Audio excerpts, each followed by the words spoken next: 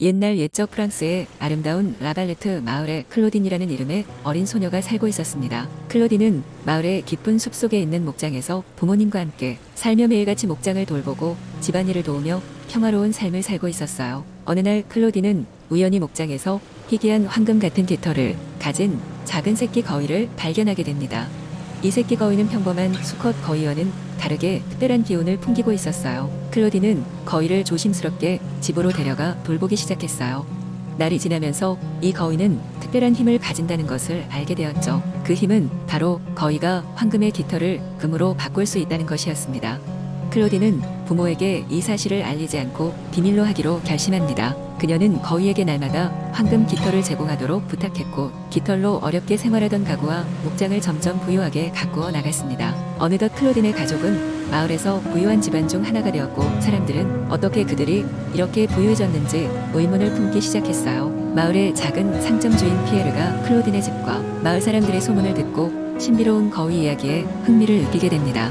피에르는 거위의 비밀을 알아내고자 여러 가지 조사와 계획을 세웠어요. 하루는 피에르가 술에 취해서 클로딘의 집을 방문합니다. 그는 술에 취한 척하면서 집안을 둘러보며 거위를 찾기 시작했어요. 그날 밤 숨어있던 피에르는 결국 마법 거위를 보게 되었고 그녀의 부모님이 잠든 틈을 타 거위를 훔쳐 도망가기로 결심합니다. 다음날 아침 클로딘은 거위가 사라졌다는 사실을 알게 되고 큰 충격을 받았어요. 클로딘은 마을의 친구들에게 거위가 사라진 사실을 얘기했고 친구들은 그녀를 도와 거위를 찾기로 결정했어요. 그들은 마을 곳곳을 다니며 사람들에게 수소문을 하고 곧 피에르의 정체가 밝혀졌습니다. 마침내 친구들과 함께 피에르의 집을 방문한 클로딘은 그곳에서 거위를 찾았습니다. 클로딘은 피에르에게 부탁을 하여 거위를 돌려달라고 설득했어요. 피에르는 처음에는 고집을 부렸지만 클로딘의 진심 어린 눈물과 마을 사람들의 압박에 결국 마음이 누그러졌고 거위를 되돌려 주었습니다. 클로딘은 피에르의 마을을 위해 황금 깃털을 제공하겠다고 약속하며 사건은 원만히 해결되었습니다. 그 후로 클로딘의 가족과 마을 주민들은 더욱 단합하여 서로를 돕고 클로딘은 자신이 가진 부를 주변 사람들과 나누며 행복하게 살았습니다. 마을은 영원한 번영을 이루었고 마법 거위는 라발레트의 전설로 남게 되었습니다.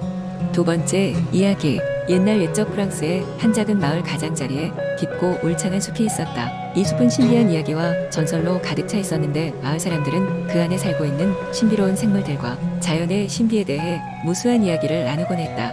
대부분의 사람들은 숲에 들어가는 것을 두려워했지만 우리의 주인공인 어린 소녀 엘로이즈는 그 숲을 사랑했고 매일같이 그 숲을 모험하곤 했다. 엘로이즈는 어느 날 숲속 깊은 곳에서 아름답고도 신비로운 소리를 들었다. 그 소리는 마치 하늘에서 내려오는 천사의 음악처럼 그녀를 매료시켰다.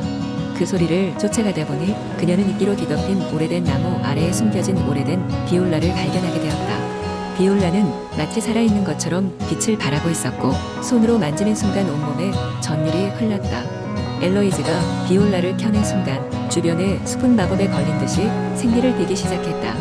온갖 동물들이 그녀 주위로 모여들었고 잠재되어 있던 숲에 비밀들이 하나둘씩 드러났다.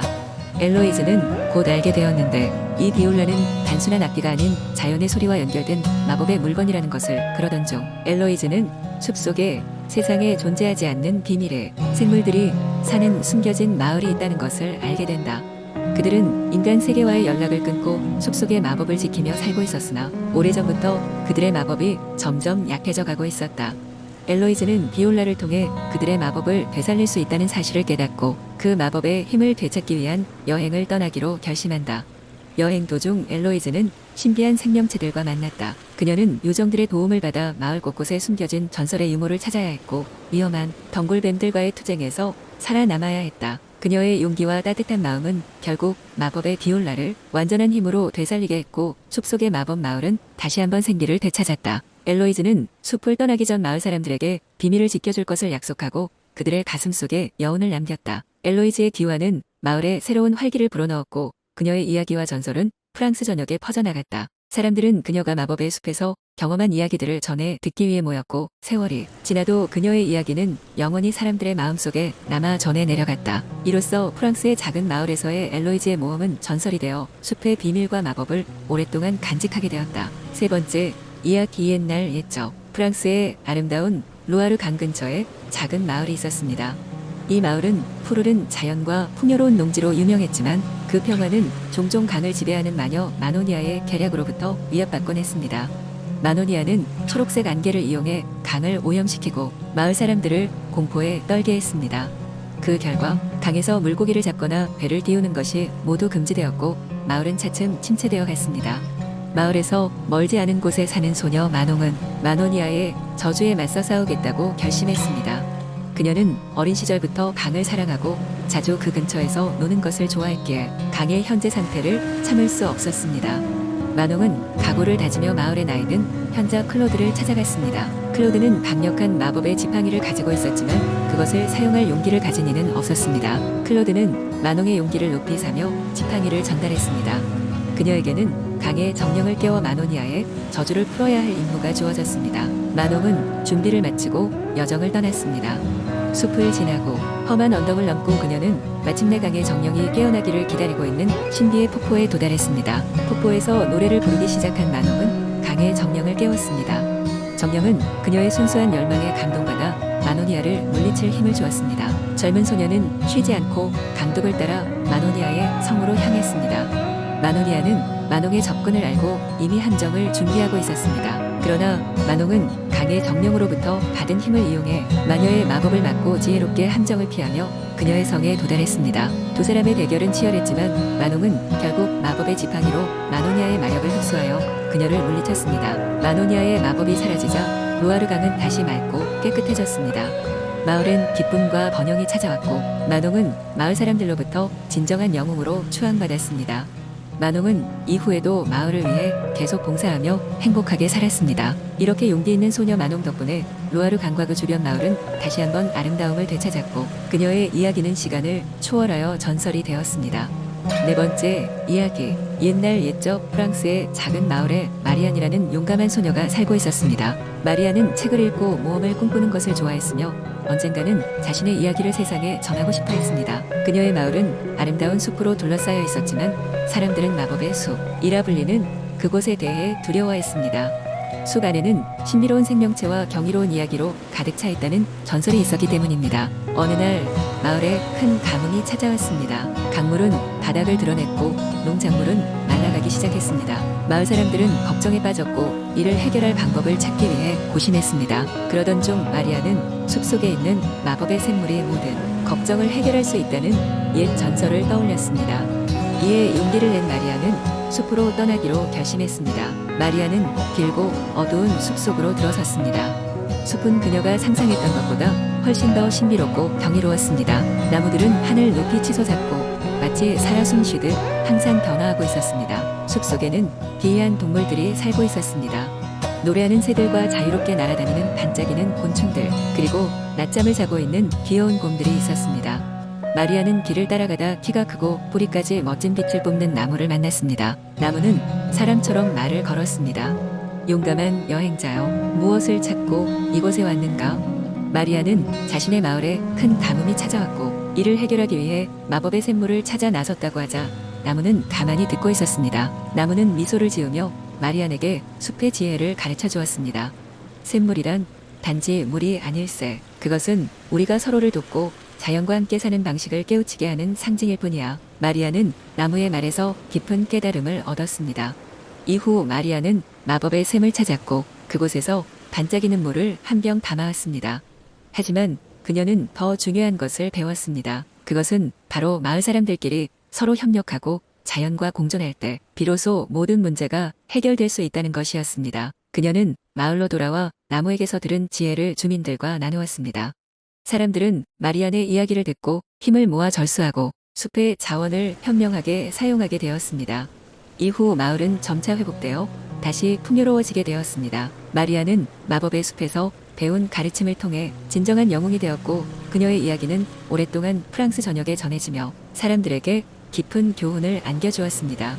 다섯 번째 이야기. 옛날 옛적 무수히 많은 성과 아름다운 자연으로 둘러싸인 프랑스. 대지의 샤를마뉴 대왕이라는 전설적인 인물이 있었다. 그는 강력한 군주로서 프랑크 왕국을 지배하고 후일 신성 로마 제국으로 발전시킨 인물이었다. 그의 시대는 영토 확장과 문예 부흥의 시기였다. 샤를마뉴는 유럽 전역에 그의 통치와 문화를 확대하려 했고 종교와 학문에도 큰 관심을 가졌다. 샤를 마뉴의 궁정에는 많은 기사와 학자들이 모여들었고 그 중에는 젊은 기사 롤랑도 있었다. 그는 지혜롭고 용맹한 자로 알려져 있었다. 많은 사람들 사이에서 롤랑은 샤를 마뉴의 가장 충직한 시종이자 조언자로 인정받았다. 하지만 그는 단순히 전사로서의 명성뿐만 아니라 비범한 용기로도 명성이 높았다. 어느 날 샤를 마뉴는 꿈을 꾸게 되었다. 꿈속에서 노신 하나가 나타나 대왕에게 숨겨진 보물과 그것을 지킬 영원한 평화의 약속을 전해주었다.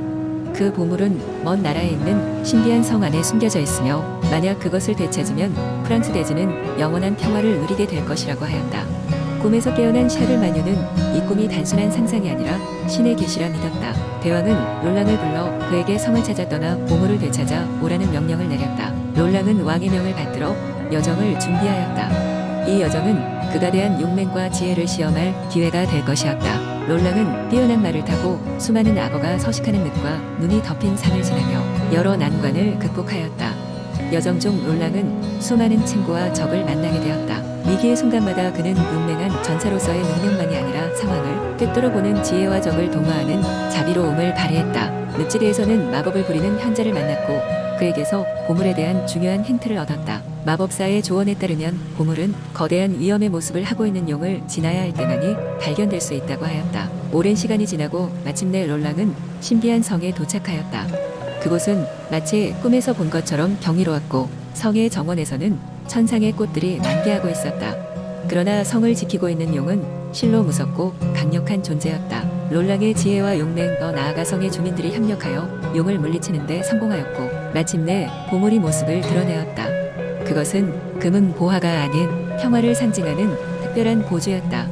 이 보주는 주변을 찬란하게 비추며 마치 살아 숨쉬는 듯하는 신비한 힘을 가지고 있었다. 롤랑은 이 신비한 보주를 가지고 프랑스로 돌아왔다. 샤르마뉴 대왕은 기쁨에 차서 롤랑을 극진히 환대하였다. 보주는 성 안의 높은 탑에 안치되었고 그 이후로 프랑스 대지는 오랜 시간 평화로웠다.